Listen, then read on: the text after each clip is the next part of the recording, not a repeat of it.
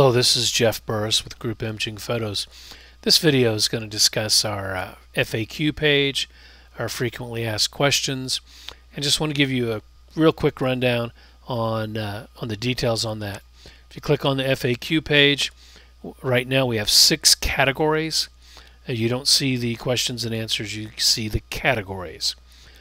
You can expand all, and now you'll see everything, or you collapse all and click on one category, how to get started.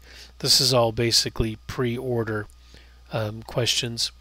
You can click on any one of them, and there's links inside of it. And this one particularly takes you to our stock borders. Do I have to use one of your stock borders? No. Can I send? Yes. So that's how that works. If you go up here and you type the word shipping or ship, you're going to find 16 results. What does it cost to ship photos to me?